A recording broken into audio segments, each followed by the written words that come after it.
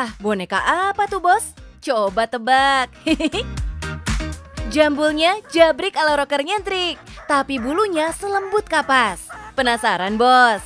Ini salah satu dari puluhan ayam hias yang ada di peternakan Mas Aditya Permana. Pemuda asal Magelang yang sukses membudidayakan macam-macam unggas sejak masih kuliah.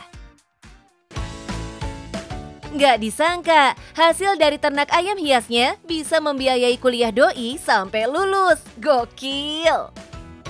Halo bos, dari ayam hias saya bisa membiayai kuliah sendiri loh. Keterusan dan jadi bisnis. Nah, ayam hias apa saja yang ada di sini? Tetap di Cuan Bos.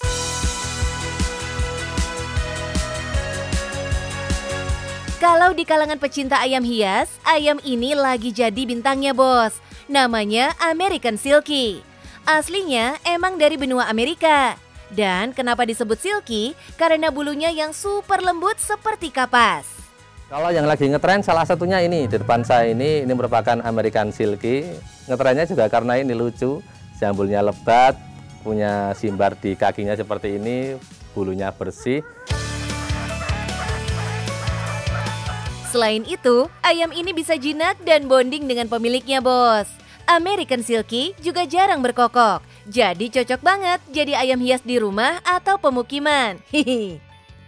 Kalau mau pelihara ayam silky ini, siap rogoh kocek dalam-dalam nih, Bos. Harga sepasang anakannya dibanderol 2 juta rupiah dan 6 juta rupiah untuk dewasanya.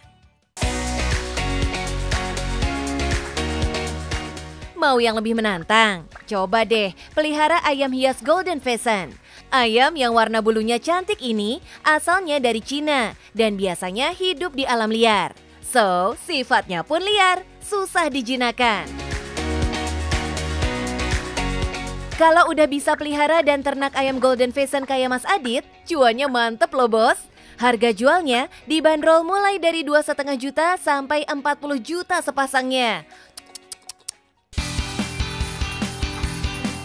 Nggak hanya itu aja koleksi ayam hias Mas Adit. Doi juga punya koleksi beberapa ekor burung merak India, ayam Koshamo Jepang, dan ayam Brahma yang bulu kakinya kayak pakai celana cutbray. Lucu-lucu ya, Bos?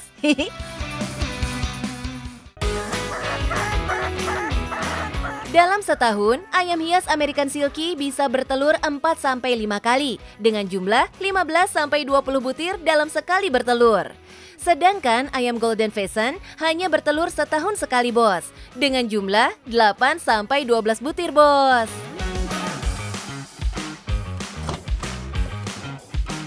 Untuk menetaskan telurnya pun gak gampang, Bos. Ada beberapa telur yang akhirnya gagal menetas karena embrio ayamnya mati. Duh, sedih ya. Nah, biasanya kalau faktor yang mengalami kegagalan penetasan itu indukannya masih muda. Selanjutnya kekurangan nutrisi. Nah, untuk mengantisipasinya kita bisa kasih tambahan nutrisi berupa kecambah itu untuk meningkatkan produktivitas, buah-buahan, sayuran untuk serat, dan tambahan protein berupa ulat hongkong. Sebenarnya ayam hias bukanlah usaha pertama Mas Adit. Doi pertama kali memulai usaha ternak unggas dari jenis kalkun dulu, Bos. Cara pemasarannya pun doi ganti. Yang awalnya hanya melayani penjualan offline saja, kini lebih banyak aktif di media sosial. Soalnya omset yang didapat bisa berlipat-lipat kali dibanding jualan offline. Dulu bapak saya itu menjual ayam kalkun di pedagang yang keliling, itu jualnya cuma dewasa itu sekitar 100.000 per ekor. Setelah saya jual di online itu kurang lebih sekitar 500.000 per ekor bisa sampai itu kejual itu. Hasil dari penjualan ayam kalkunnya, doi puter lagi jadi modal untuk menambah koleksi ayam hiasnya. Jadi penasaran ya, Bos? Berapa sih pendapatan bersih dari ternak ayam hiasnya Mas Adit? Rata-rata itu per bulan kirim kurang lebih sekitar 20-30 ekor. Kalau untuk pendapatan ya kurang lebih sekitar 25 juta untuk per bulannya. Wow, itu cuan bersihnya ya, Bos. Kalau omsetnya bisa lebih dari itu dapatnya. Mantap, Mas. Ya, sama-sama.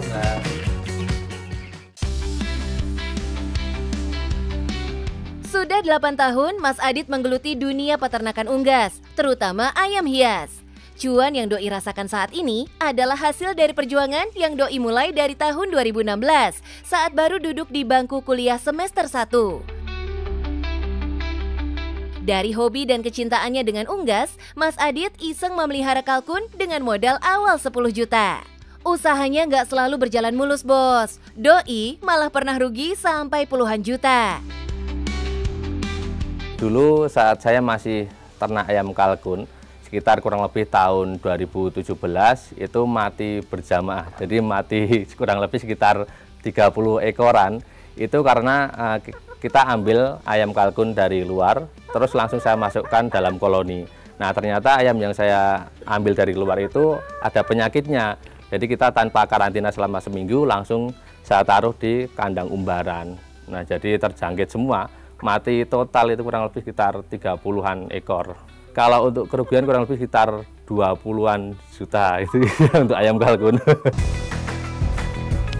Loh, 20 juta gede loh, Mas. Apa nggak kapok tuh? Enggak sih, emang dasarnya suka dulu. Jadi usaha itu memang harus didasari suka. Nanti insya Allah hasil juga mengikuti. Hasil tetap maksimal nanti. Salut deh buat Mas Adit. Meski rugi, Doi tetap fokus dan konsisten sama usahanya, bos. Malah usaha Doi makin maju setelah mengamati perkembangan dan permintaan pasar. Berawal dari salah satu customernya yang berminat dengan ayam hias, Doi pun mengembangkan bisnisnya dengan menambah koleksi ayam hias yang banyak disukai para pehobi. Bos, berawal dari hobi dan minat yang besar terhadap unggas, bisa membawa Mas Adit mendapatkan cuan dari hobinya. Udah jadi bukti nih, bos. Kalau mau merintis usaha, bisa banget dari hobi yang kita tekuni. Dan bisa banyak mendapat cuan, bos. Gimana, bos? Sudah melihat usaha saya? Jadi dalam memulai usaha di bidang apapun harus didasari dengan rasa suka. Nah, ketika usaha kita didasari dengan rasa suka, pasti akan menghasilkan cuan, bos.